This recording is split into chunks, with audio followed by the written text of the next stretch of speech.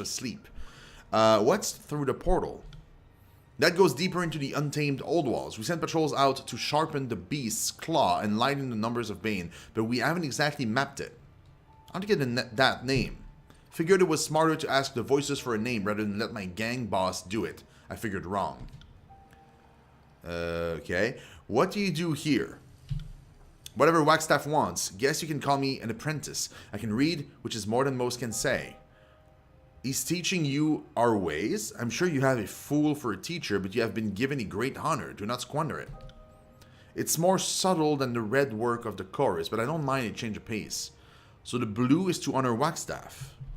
Exactly. Fucker iced half my gang with his spell, so now I fight for him. Those are the rules. In a twisted way, I think the voices would approve. Not that his approval is any safer than his wrath. Okay, sure. Sure. Right. Okay. That's certainly interesting. Let's see what's down there.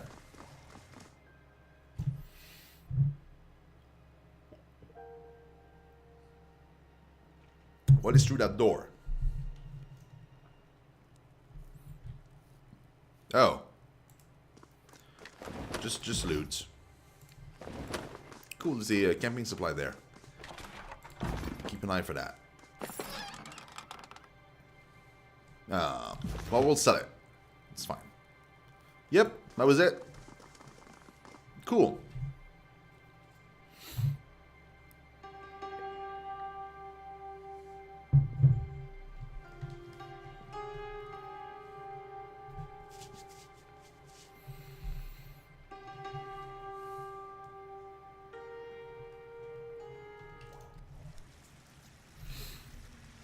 Sorry, Okay. can't do that. Whoa. Hey, look at that. Cool, free loot.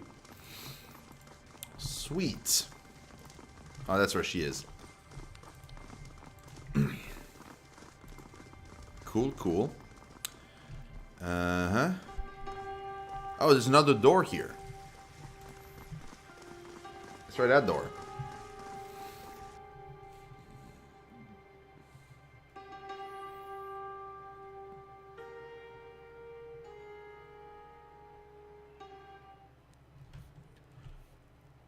Denizen, and denizen. So it's just another spot for loot. Which is fine. It's perfectly fine.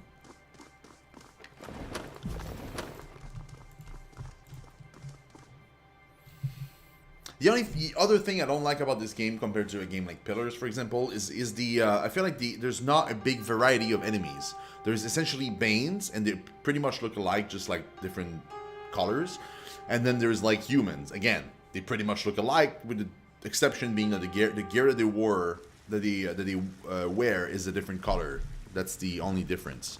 So it's always human or Bane. There's no spiders or other critters or monsters or dragons or anything like that. While they wouldn't weather a strong gale, these tents seem stable enough to offer some privacy. Oh yeah, we read that before.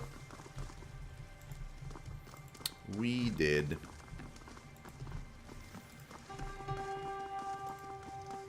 Okay, there's nothing there. A heater shield. And a short bow. Man, this short bow is better than my relentless. Which is exquisite. That's a little bit dumb.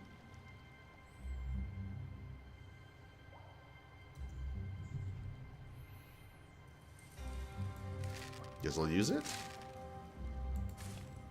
Feels weird.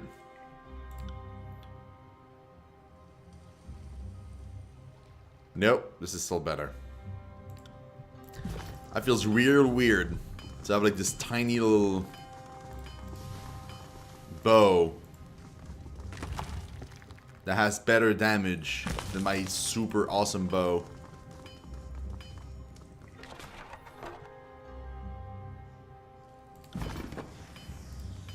Like the forge-bound enclave at Lethian's Crossing, it seems these craftsmen have hewn and set the stones of the old walls into an admirable heart. The forge-bound apprentice stares intently as the ember hide he holds aloft, pounding its surface methodically with a heavy iron mace. The light from the nearby hearth dances across his eyes. As you draw closer, the pungent odors of tanning agents thickens the air. He turns to you wearing a stoic expression. Is there a problem? You need something. What's your role in this settlement?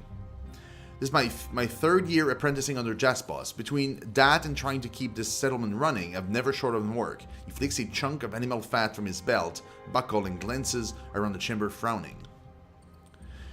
Whenever I can, I slip away to the surface with the woodkin for a good hunt. Caves and hollows aren't meant for the living. I get my materials from the kill. Tusks for tools, hide for sturdy clothing. The rest goes to tents, cots, and we haven't even gotten down to the meat. The woodkin, they understand better than we do. I suppose I'm also a napper. Jaspos has to pass down his heart, right? But everyone knows my passion and skill is in tanning. How was apprenticing for Jaspos been? Difficult. Don't mistake me, I pledged to follow him and my loyalty doesn't waver, but I damn well wish we just returned to the north as planned. Instead, I'm stuck inside these old walls, surrounded by Bane and branded as a traitor in Kairos' eyes. He scrapes a worn knife against a wet stone dangling from his belt. Jaspos didn't like my interests in leather working. I think he saw it as an insult to his craft. If I favored it so much, I should have sought apprenticeship with the master of tanning, right? Well, consider that another thing I planned to do had we returned north. Truth is, people need my skills with hides and pelts far more than my attempts at napping. Every time I clothe or feed someone, they thank Jaspos. He has less and less to say about it. Now that Argan's apprenticing with him, I think he's content to let me dabble in tanning. Okay. Somebody we haven't met yet. Aisley. With a despondent sigh, the forge-bound smith unfastened the strap around of one of her pauldron and drops the metal appendage on the floor, exposing a muscular figure. She quickly traces a sigil with her ungloved hand and touches a hammer dangling with her smock, frowning as it stubbornly remains inert and unsympathetic to her magical entreaties. She glances up as you approach. Sorry, Fatebinder, my spellcraft hasn't been cooperative of late. I take it you're not here to talk about my preoccupations. Anything in particular you'd like to discuss? She offers a forced, polite smile, but can't maintain it for more than a moment. What do you do in the forge? I'm Jaspos' apprentice. I've been so for the last few years. She scoops up a small clay pot and spins it between her fingers. Napping wasn't originally my specialty. I apprenticed under Master Erasma back in Lethian's Crossing, but a freak accident meant that she'd take her secrets to the ceramic arts of the ceramic arts to the void. Jaspos had just finished his work and was returning north for more training with the guild, so I joined him. Long story short, we stumbled upon the wound and stayed, and I took on a new trade with Jaspos as my mentor. Do you enjoy working for Jaspos? I do. Jaspos introduced me to napping, and it came easier than pottery, my first craft. If we hadn't fallen in love and married, I might have returned to the north and stayed in Kairos' good grace.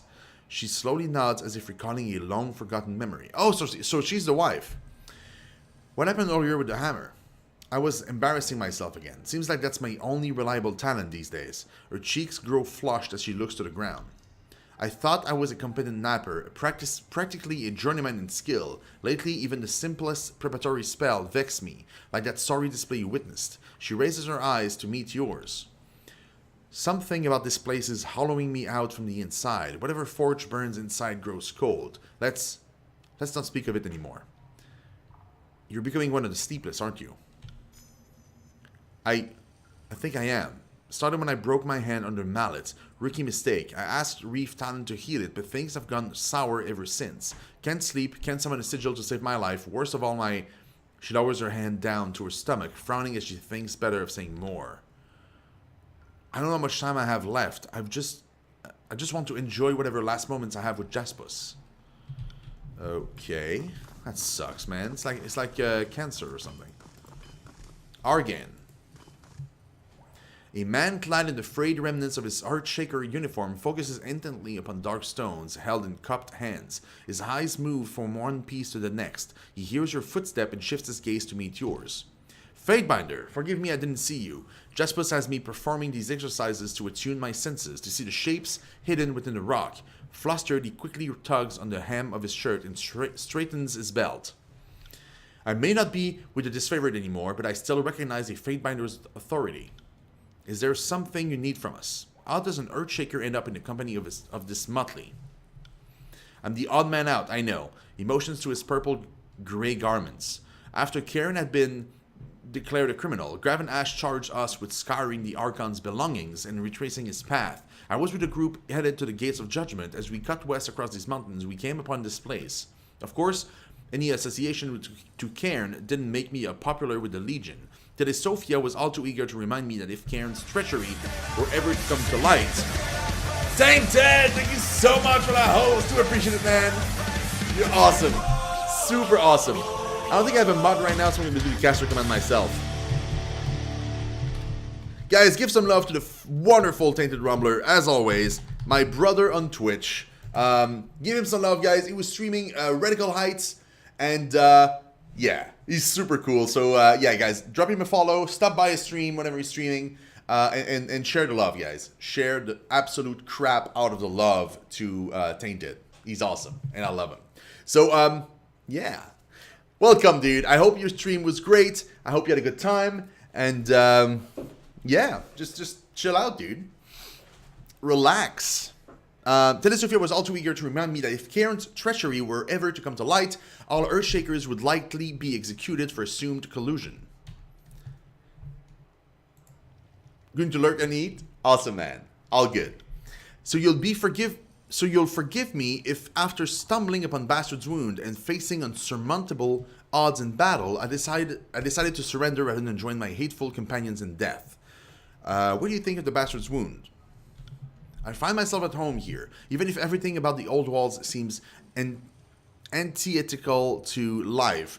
If the bane don't kill you, the water will. Without Jaspus, this place couldn't exist. His eyes move from the churning water to the massive stone walls stretching towards the sky. The old walls have always been invigorating spaces for mages of my ilk. They're like untapped fonts of magical energy, and the ancient masonry inspiring. What was life like to the people that shaped these massive walls? He shrugs amused. You speak well of Jaspus.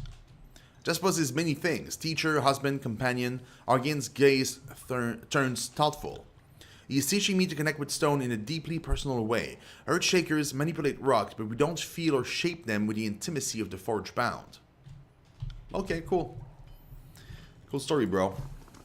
Let's talk with Jaspus now.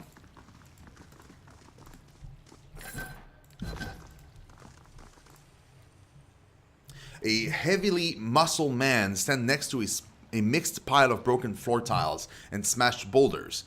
Head bent and focused, sledgehammer gripped tightly in both hands. Without breaking his gaze, he calmly extended an arm out as you approach, signaling for you to wait. In one smooth motion, he whirls the sledgehammer in a precise arc, effortlessly splitting a large green-gray boulder in two. He smiles and lets out a pleased chuckle before turning to greet you.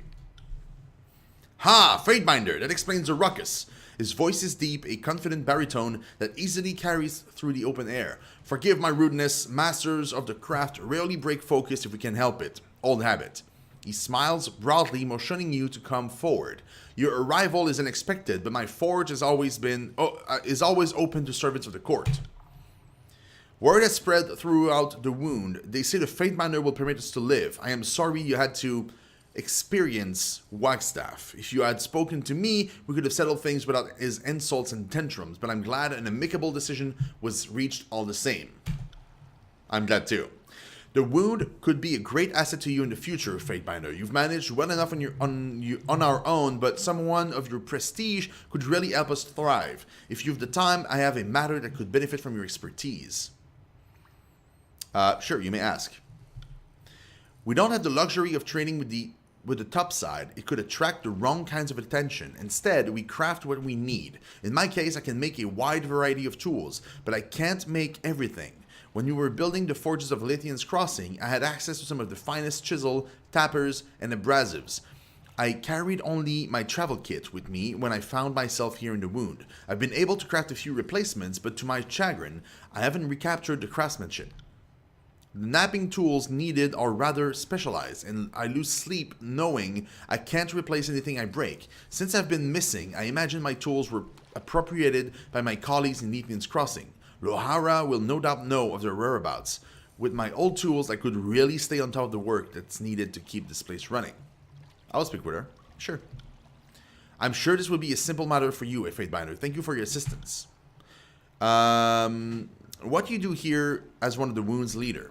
I don't look the part, I know. Most of my guild hobbled by the heat of their forge and stick to themselves. Here, I think of my forge more as a hearth. Everyone is invited to share in its warmth.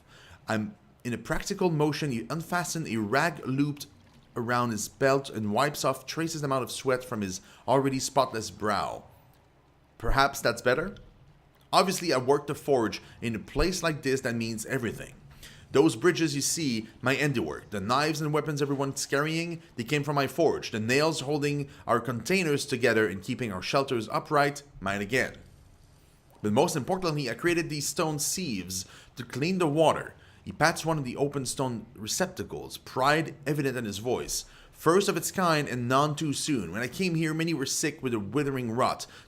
The disease is in the water. It's a terrible way to go, but these sieves change things. How do the stone sieves work?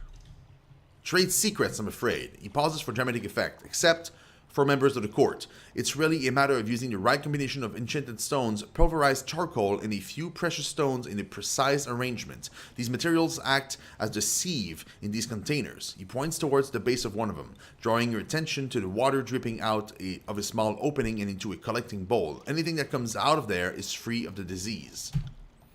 Now, this place isn't exactly bursting with precious stones, so I had to devise a substitute. Basement claws and teeth, when properly prepared, have the properties I need. Since they regrow over time, I've been able to collect donations from our many warriors. I do prefer using stone whenever possible, though. What does a master of napping do? And I shall tell you. He places the hand upon his belt and runs his fingers across the many hammers, chisels, and picks draped across his waist, stopping at a simple stone hammer. Master of napping, focus on the fundamentals of all forge work. Before you can make bronze and iron, you need a hot fire in a controlled space. You need a stone forge. He grips his belt firmly, putting out his chest slightly as he speaks. Give me a few days and I can take a pile of rocks and fashion proper stone hammers and tools. Give me a few weeks and I can use those tools to build a worthy forge. And with that forge, I can create anything you'd ever need. Stoneworker is the purest form of our craft. Civilization could be reduced to ashes, and a master of napping would be the one to reforge it. Tell me about the Tidecaster Wagstaff. You should know that Wagstaff and I aren't on the best terms. He's old and set in his ways. I've tried, believe me. I've reached out and invited him to share my fire and talk like men, but he's the sort that prefers his own company and ideas. He doesn't seem to care about people the way I do. In fact, I think if he views us as irritants, one must endure. That sounds like the Wagstaff I remember. Apologies for what you must be going through. He sighs loudly, shaking his head with an exasperated smile. He does help the wound, I'll grant him that. Cleansing water with his magic. His methods are different than mine, of course. Far slower. He thinks his contributions are more valuable since they can combat disease. A valuable tool for certain, but without the volume of water produced from my stone sieves, this settlement would die in a span. In the end, he just refuses to accept that his role has changed. He helped the wound get its bearing years ago, but being the first does not make one qualified to lead. He hates that people have responded to me and has been blinded by that. What do you know about Reef Talon? He holds a bowl of crushed rock aloft, squinting to examine its content as he speaks. So you've heard. It's unfortunate what happened to her. Reef Talon arrived a year after I did. Massive creature, one of the largest beasts I've ever seen. She never spoke of her past much, but we knew she was in flight when she stumbled upon a wound with her cubs. He pulls a fragment out of the bowl, running it slowly between his fingers. Whatever she fled from, it didn't stop her from devouring the bane. She was good at it, good enough to lead the beastmen. But Reef Talon had something else far more important. She could heal others with a mere touch. Didn't matter if you had been raked by the bane or fell on your sword. She could close up your wounds and send you on your way like nothing ever happened. This is no ordinary magic. How did she do this? I don't think she knew herself. She wasn't a student of her craft, not even using beastmen mystics as a standard. What I do here, that's not an accident. It's years of controlled study and meticulous perfection. Reef Talent simply acted on instinct, and that didn't work to anyone's benefit. Okay.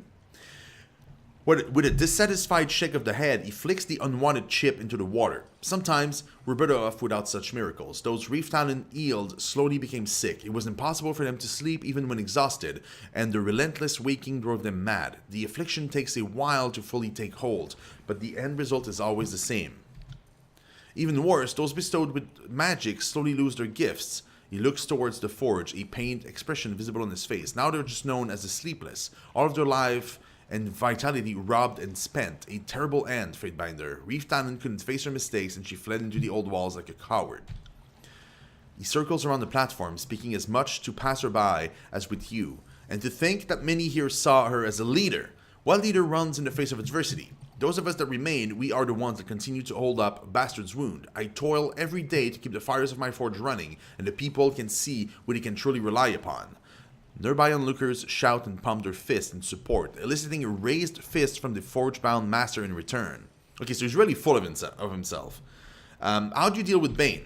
In case you haven't noticed, the beastmen with us aren't your common feral savages. Something about this place focuses them.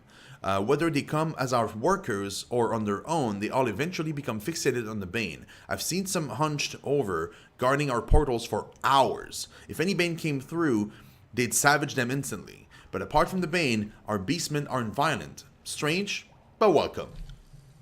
He scratches his chin in thought. I have no explanation. We never asked the beastmen to act as our sentries. They took it on naturally, and I've never complained. We do lose some to injury, but so far their defense has worked. Okay, good. Cool. So now we've done all of that. Talk to the Forge-bound in Lethan's Crossing. Yeah, that's fine. I'm in no rush. What I want to do is I'm going to click on this. I want to see where that goes.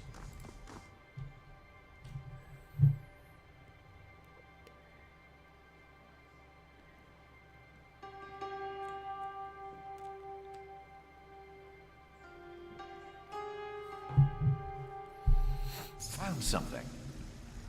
Whoa.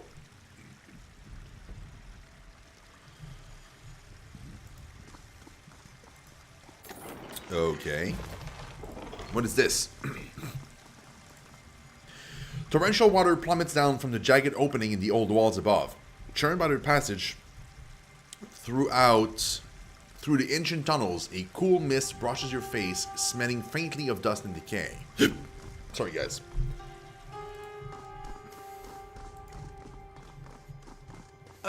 Do we have time to do a survey of the flora? For research purposes, of course. Look at that. What's going on here? Chard, nashroot, charlock, and tubers all flourish in this noisome soil, despite growing deep within the old walls. Tycho. Fatebinder, she bows deeply. Welcome to the Wounds Farm, the only source of food within the old walls, but you never imagined anything like this down here, did you? You look like you've got questions and in need of answers. I sense a soul in search of answers. Stay a while and listen. You run this farm. That I do. I've since, shortly after we arrived here. I may have been a mercenary up top, but down here I've developed into quite the farmhand, she chuckles. I turned the soil all up fertilizer, even sing to the plants. I've never grown to love this farm like it. I've near grown to love this farm like it's my own child. Except, unlike a child, the farm feeds me. This farm feeds the whole community? Near enough. Gwyneth gathers some stuff from topside on occasion, but most people get their food from here. We got a whole host of vegetables, and the mushrooms down here turned out to be tastier than anything grown in shit has any right to be. Got pigs too for the occasional feast day. I keep everything orderly and efficient. One slip up and we're talking months on titrations at best. These crops can be real particular about the kind of water they like. Give them too much, too little, the wrong kind, and next thing you know, they're limp and brown. Is it normal for plants to be so picky about their water? Well, Every plant is different, but the water situations down here is real touchy. Jasper's filters works for the topside plants, since it's more or less what they're used to. Those stones jugs of his get rid of whatever makes people sick while keeping in the nutrients my veggies need. Give that water to the mushrooms though, and they stop glowing. Then they shrivel up, no good for anything. No idea why. I figure the topside nutrients kill them. Wagstaff's water is about as pure as it gets though, and the mushrooms take to it just fine. Interesting, so they need both. They need both of them.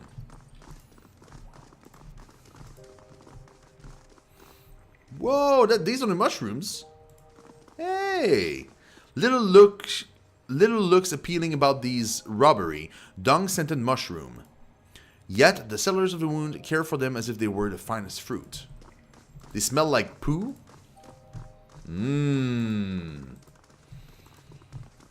A good mushroom that smells like poo. My favorite.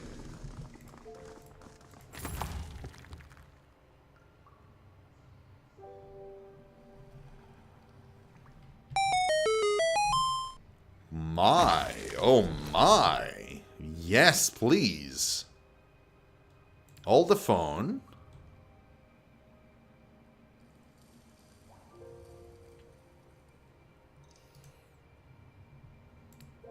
Wait, what is Survivor? Oh, it's a Predator Forgotten. Yeah, I'm good. 15 accuracy and then recovery, but it has lower DPS. This one has armor penetration and accuracy. You know what? I'm going to give him that. Because why not? It looks great too. And let's see about me. It's probably an upgrade. Oh, it's an upgrade on either of these.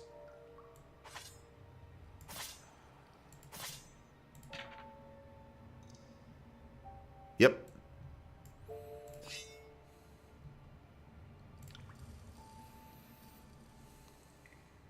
Well, actually, it's him that I should give the javelin to, but he's got the same, right? Iron javelin. Bronze javelin. It's fine. It's fine. Kratos. Seeing you approaching, he straightens up to seem a little taller. Wasn't expecting to see a Fatebinder down here. Name's Kratos, protector of the farm. You announce it like a title. You may have heard of me. I assure you we have not. Lentry skims through a few pages of notes. Not at all.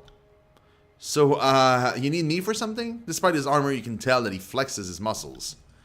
Eyes roaming him appreciatively, Heb leans forward. I can think of some uses for him if you're at a loss.